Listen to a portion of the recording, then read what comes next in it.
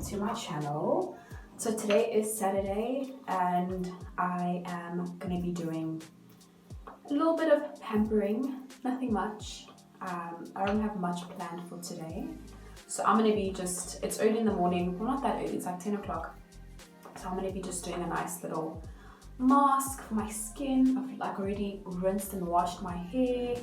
So we're just doing a lot of like self-care for today. So this is the Bentonite clay with a bit of apple cider vinegar. Love this mask. It's really great for detoxing. So I really love this mask. It's so awesome for detoxing. It's the Bentonite clay mask. I will leave the description in the below and you guys can have a look. And I'll put the benefits for the clay over here somewhere. So that's what we have.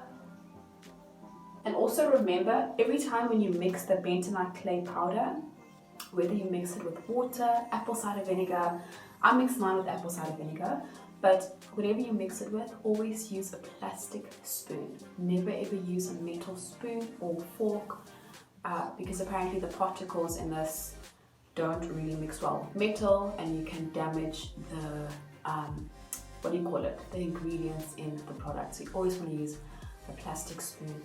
Never ever use metal. Almost there. Gosh, I hope it's recording the right way. Am I even in the shot? I always wonder. I need to get a camera, a proper recording camera. And also always avoid your eyes. You never want to get this on your eyes. You can also use a brush as well if you want to apply this with a brush.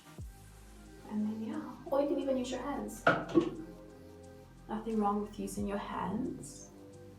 Like that.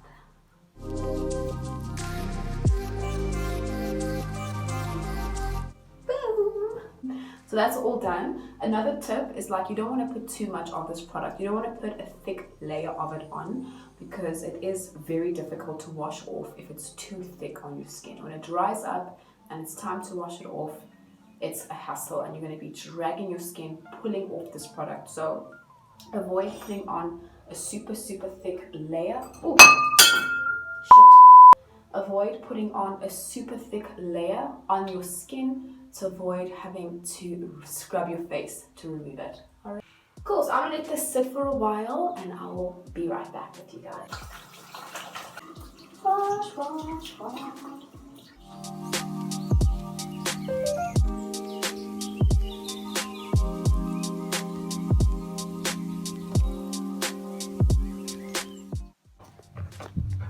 Coolio. Okay, cool guys, so I have my mask on, my hair is nice and rinsed.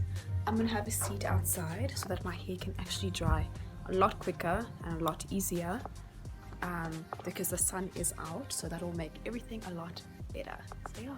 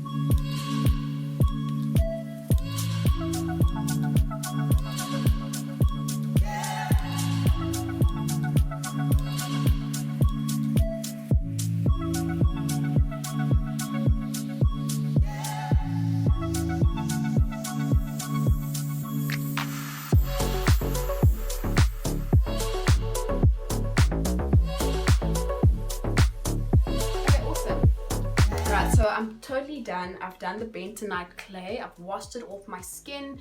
My skin is feeling super dry, super tight. So I'm going to show you guys now how I make my very own vitamin C serum at home. Super easy, super simple.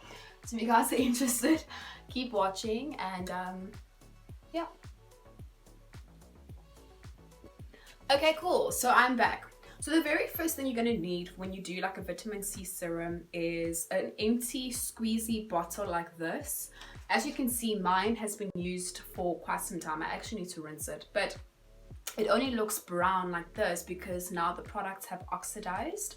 So yeah, so you need a little nice squeezy bottle like this. Preferably you want to get a bottle that is actually dark, because vitamin C is a very sensitive product and it can not last for long if it is exposed to light. So that's why I always put it like in my little Lemur bag inside, so it's not exposed to the to the light when I'm not using it. Then the next ingredient you're gonna need is, of course, aloe vera gel. Love aloe vera gel. This aloe vera gel is actually by Palmer's and it really has saved my skin. There's so many good benefits for aloe vera gel. It soothes the skin, it heals the skin, it nourishes the skin, so it's really, really great. I have like skin that I get like breakouts quite often. So I know that aloe vera gel has really helped with preventing having breakouts more often. So that's going to be the second ingredient. And of course, the very last ingredient you're going to need is some vitamin C powder, also known as L-ascorbic acid, which is pretty cool. So that's it. 2 ingredients is aloe vera gel, vitamin C powder. So I'm going to make a very small amount. So I normally make an amount that's going to last me for a week, right? Because I don't want the vitamin C powder to go off, because it does go off quite easily. So I don't want to put too much product in. So I'm going to just literally put, I'll say like a teaspoon of the aloe vera gel, as you can see, like that. So super. You're going to put about a 1/4 teaspoon of vitamin C powder. I'm not going to use a spoon because I know how much I need to put in. So I'm just going to put it in. It's going to get a bit messy. I'm not sure if you guys can see, but yeah. And because obviously it's L-ascorbic acid, that aloe vera gel is going to become so watery, like instantly, if you look at that. If you want to add some vitamin E capsules, you can, but I want to keep my vitamin C powder serum super simple. So I'm just going to add aloe vera gel and vitamin C. I don't want to add too many products into it. But if you have like dry, oh my god, I put so much vitamin C powder. Flip. So if you make the mistake of putting too much vitamin C powder, geez, you can always go back and add some more aloe vera gel. So I'm going to add some more aloe vera gel, just to create more of a balance. Done. And then that's literally it. So I'm going to close it up, give it a little bit of a shake, not too much. And you actually do want to shake it because you want that vitamin C to really dissolve. It's almost like when you put it in water and you put vitamin C powder in the water, it doesn't dissolve until you actually really stir it. So I'm going to stir this for about like 5 minutes. I want to make sure the vitamin C powder really has dissolved, you know, before I use it.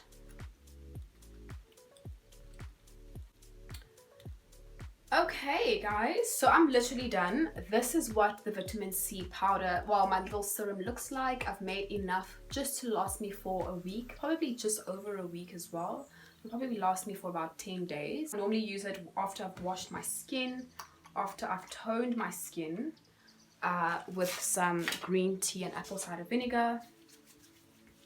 And then I just literally put a nice thin layer of the serum over my skin.